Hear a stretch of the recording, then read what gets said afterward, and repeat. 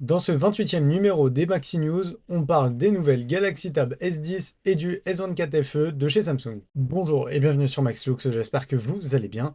Si t'es ici, c'est que t'aimes la tech, donc like la vidéo, abonne-toi, et nous, on est parti pour commencer avec le S24 FE. Avec son écran de 6,7 pouces cadencé à 120 Hz, un processeur Samsung Exynos 2400E est couplé à 8 Go de RAM. Pour le stockage, on sera sur du basique, 128 ou 256 Go. Une batterie de 4700 mAh permettant jusqu'à 81 heures d'autonomie en lecture audio. Pour la partie photo, on aura un grand angle de 50 millions de pixels, un ultra grand angle de 12 millions de pixels, un téléobjectif x3 de 8 millions de pixels, ainsi qu'une caméra selfie de 10 millions de pixels. Tout ça est contrôlé par le processeur ProVisual Engine. En enregistrement vidéo, on sera jusqu'à de la 8K à 30 images par seconde ou de la 4K à 60 images par seconde. Pour la connectivité, on aura de la 5G, du Wi-Fi 6, du Bluetooth 5.3 et la connectique sera un USB-C 3.2 Gen 1. Une sécurité par empreinte digitale et par code bien sûr. Les mises à jour de sécurité se feront jusqu'au 31 octobre 2031, ce qui laisse quand même pas mal de marge. Bien sûr, Galaxy Eye est intégré. Pour les couleurs, on aura du noir, du bleu, du vert d'eau et du jaune. Et pour les prix, en 128 Go, on aura un téléphone à 749 € et en 256 Go, le téléphone coûtera 809 €. On va maintenant parler du design de ce S24 FE. Comme vous pouvez le constater, le design reste sensiblement le même que celui du S24. Les caméras sont en ligne à l'horizontale avec le flash à côté sans bump.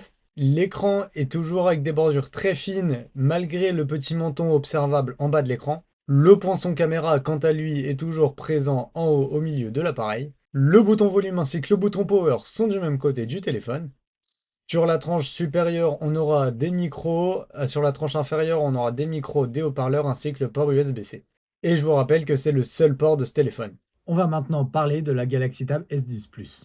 Avec son écran de 12,4 pouces avec un traitement anti-reflet, un Mediatek Dimensity 9300+, couplé à 12 Go de RAM, un stockage de 258 ou 212 Go, une batterie de 10 090 mAh avec laquelle on peut lire jusqu'à 16 heures de contenu audio. Pour les caméras, à l'arrière on aura un grand angle de 13 millions de pixels ainsi qu'un ultra grand angle de 8 millions de pixels, et la caméra avant est une caméra ultra grand angle de 12 millions de pixels. Cela est bien peu important sur une tablette, mais l'enregistrement vidéo maximal est en 4K à 30 images par seconde. Pour la connectivité, on aura du Wi-Fi 6, du Bluetooth 5.3, la 5G pour les modèles cellulaires, et la seule connectique disponible sur cette tablette est un USB-C en 3.2 Gen 1. Pour les couleurs, on aura un gris et un argent. Attention, l'argent c'est que pour les modèles 256 Go, tout comme le modèle cellulaire. Pour les prix, 256 Go Wi-Fi, on est à 1149 €. 512 Go Wi-Fi, on sera à 1279 €. Et pour le modèle 256 Go en cellulaire, on sera à 1329 €. On parle maintenant du design.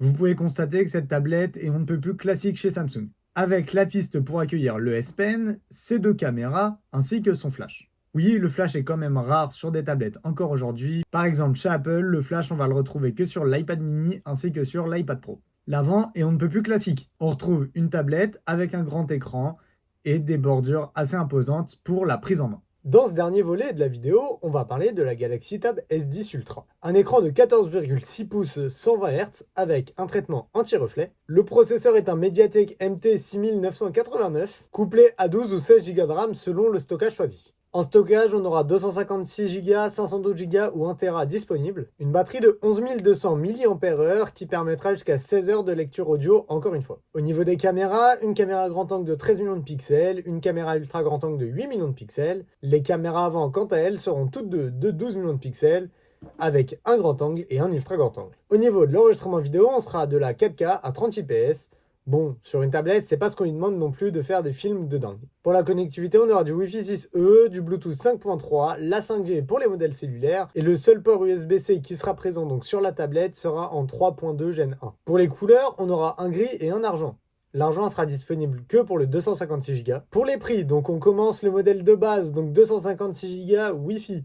On est à 1349 €. 1 Tera Wi-Fi, on sera à 1799 €. 256 Go cellulaire. Donc là, on sera pour un usage un peu plus extérieur. On sera à 1579 €. 1 Tera cellulaire. Donc vraiment le plus haut de gamme. On sera à 1929 €. On est toujours moins cher qu'un iPhone 16 Pro Max en 1 Tera, bien sûr.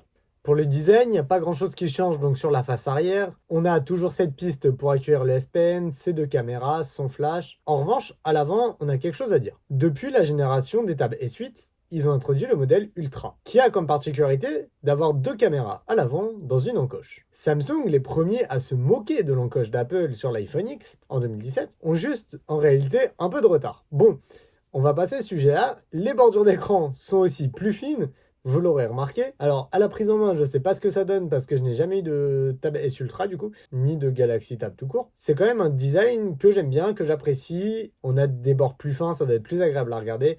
Bref, là, c'est que de la spéculation. On en a fini avec tous ces produits Samsung présentés la semaine dernière. Si t'es encore ici, n'hésite pas à t'abonner et à liker la vidéo. Et nous, on se retrouve la semaine prochaine pour le vlog sur ma journée à Paris, avec donc toutes mes galères que j'ai eues sur le tournage de la prise en main des produits Apple qui ont été présentés le 9 septembre. Allez, ciao, bye bye.